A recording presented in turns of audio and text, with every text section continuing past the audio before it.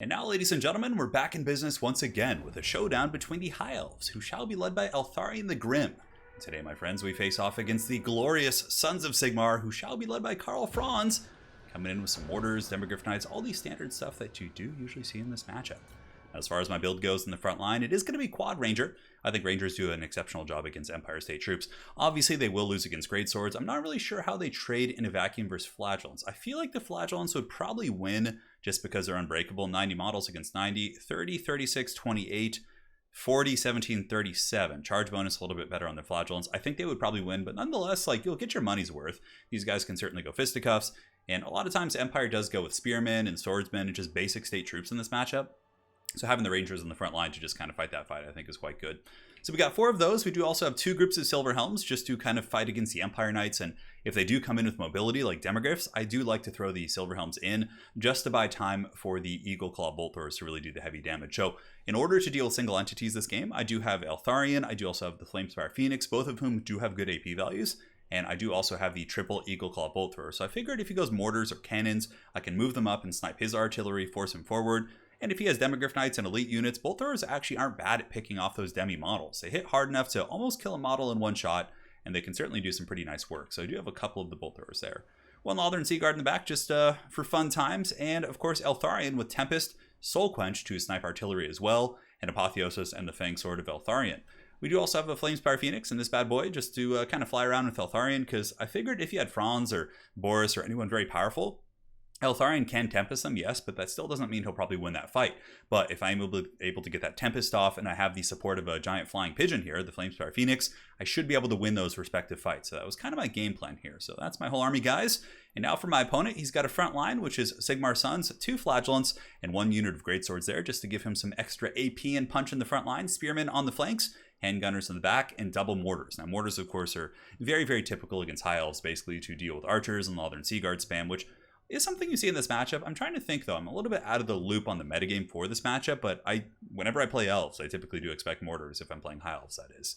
He does also have a Shadowcaster, a little bit risky. Franz, of course, is a bit of a glass cannon character. He's not like Boris or Volkmar who heals himself, but Pendulum is super good against Elvish factions. If you guys have seen the Norska versus High Elf matchup, pretty much every Norscan player, their dog, their third cousin, does bring Pendulum plus Seafang on Wolfric, which gives you really, really good abilities to cut down their archers and their infantry, which are typically very tightly packed. So, yeah, I like it, man. Pretty good stuff. I think he's got double Demi with Halberd to fight the Cav fight and 1 unit of Empire Knights. Yeah, that's what it looks like it is.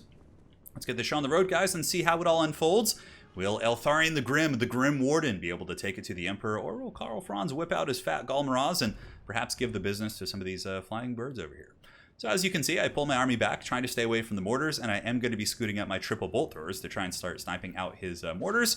But, you know, I'll probably have to advance, honestly, because he is moving up with his entire army. I think he realizes, and rightly so, that if he sat back and traded, his mortars would eventually be killed, and then I would have more freedom to shoot other targets. So for him, it's probably better to advance while his mortars are still alive, and you can see my opponent is going to be doing that. I also forgot to mention I do have 2 Eltharion Reaver Archers, which I really like against Pistoliers and Outriders. These bad boys do have 140 range. Outriders, I think, are 130. Pistoliers are 90, give or take 80 or 90. I can't quite remember. So Reaver Archer Cav are a really good backline harass unit, and they're also very good at kind of outranging many of the Empire skirmishers. So here you can see one of the mortars is down. Another Soul Quench is going to be coming in as well, trying to snipe out those mortar pieces, and another one is sniped as well. So Soul Quench is actually a pretty underrated ability in matchups in which you are expecting artillery. It's really good, just like Fireball and Arrows of Kurnus, at sniping out artillery pieces. And you can see the mortars are pretty much defunct at this point. Certainly not going to be super impactful. Now, frontline fighting is underway. My Rangers, of course, will lose against Sigmar Sons pretty handedly, but they're going to put up a good fight here for the Acer and hopefully do their best. You can see we've lost some models, but so have the Sigmar Sons, so it will be a losing fight, but hopefully we'll get some value here. Now, on the far side of the battlefield, we do have the big man Franz jumping into fight, going after my Silver Helms, which I did use to block up his demis. I figured it would give me some time to try and goon Franz and get some damage. So here the Flamespire Phoenix comes in, ELTHARION the Grim comes in, and we kind of miss Franz. I think we get 1 or 2 decent attack animations, and yes, you can see Franz is taking some damage, but very good usage of Stand Your Ground for my opponent. Galmaraz also pops. He's not going to want to stay too long, but neither am I, because if my Silver Helms and Rangers break, suddenly I'm surrounded by demis with halberds, and we're all having a very, very bad time. Now, over here, we do have the Demogryph Knights who have gotten through, but here we will be using our dual-purpose Reaver Archers to kind of screen them out, and the Bolt Throwers are also shooting them and doing some good damage. The demis are actually shaking. Yeah, you can see they're getting quite low. So, yeah, a little bit late on the order there. But the Reavers do charge in. Demis, of course, taking fire. And we have the Lothern Sea Guard to pull over as spear units. You know, things are looking pretty good. And, of course, the dreaded Tactical Reserve. I forgot about my Silver Helms, but don't worry. I'll be getting them in combat relatively soon here. So I had a little bit of a sneaky plan at this point. I was like, okay, I think my opponent probably thinks this engagement is going very well on the flank, and in many ways, yes, it is. He was able to break my Silver Helms and also my Rangers, but if I can force Franz to overextend with Eltharion the Grim, overcast the Tempest, turn around and attack him with the Phoenix and also Eltharion the Grim, I think we can butter that bread, but it's certainly nothing in this world is for free, man. Also in the back line, you can see my Reaver Cav are able to shut down the handgunners, and the mortars are certainly the next on my list of targets to go after, and a good Pendulum from my opponent. Really nice cast. Look at that. Pendulum's so good against High Elves. The single Pendulum taking off half HP, and I don't think that was even the perfect cast. So I do cast the Overcasted Tempest here, so this is going to be the big boy Tempest. This is going to do a ton of damage.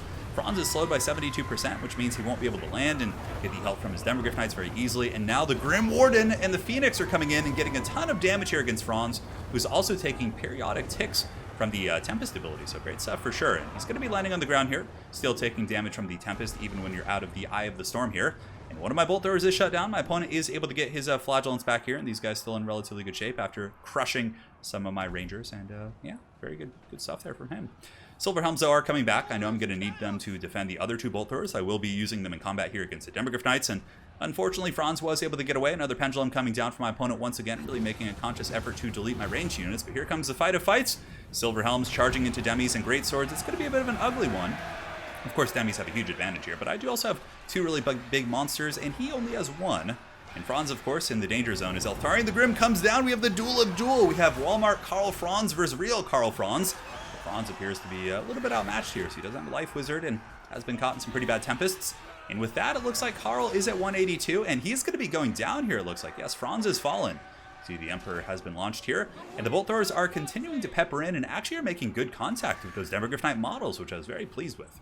Also on top of that, Reavers were able to shut down the mortars in the back line and also chase down and harass many of those Demogryph Knight units that are on their kind of return back here.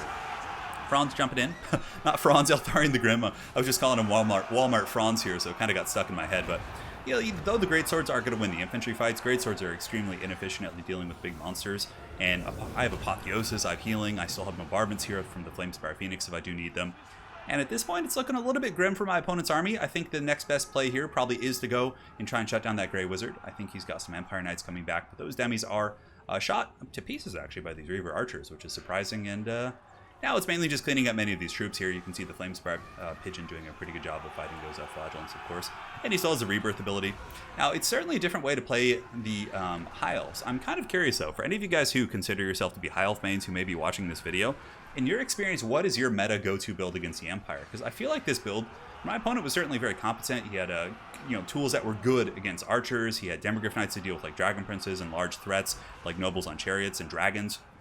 But I think sometimes going wide like this, bringing Bolt Throwers and a very wide infantry-based army, can really catch people off guard for sure. And, because so many people build for, the traditional meta that, a character like Eltharion the Grim, who's widely considered to be absolutely terrible, can come in and be pretty efficient in an Empire matchup, right? He's good against Franz, with Tempest, of course, and he's also a pretty good counter against Volkmar. Volkmar doesn't do well at fighting big Griffin Lords and things like that. So it's kind of like a dual-purpose Lord, right? That's good against both.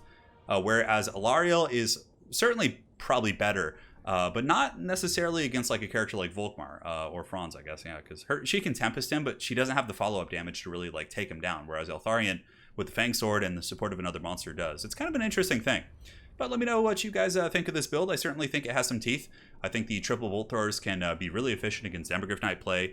If my opponent had gone like wider using like Empire Knights and, like a wide build like mine, I don't think the Bolt Throwers would have been very good.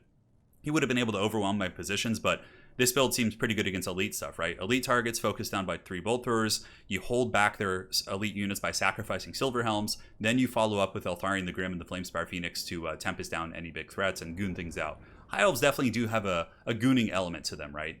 Really with Larry and like a dragon and nobles on chariots. They're all about that life for sure. But I think they can play other ways for sure. And I really do enjoy the faction. I would say of all the elf factions, I really enjoy playing the High Elves probably the most, and I would like to kind of start using them in competitive play in tournaments and whatnot. But well played to my opponent, the Egg of Jog. Hopefully you guys enjoyed this High Elf versus Empire showdown, and we got more content coming soon. Again, if there's any factions you guys feel are neglected here on the channel, do let me know in the comment section below, and I'll do my best to cover those bad boys. Thanks again for watching, guys. Hopefully you enjoyed, and we'll see you on the other side. Take care.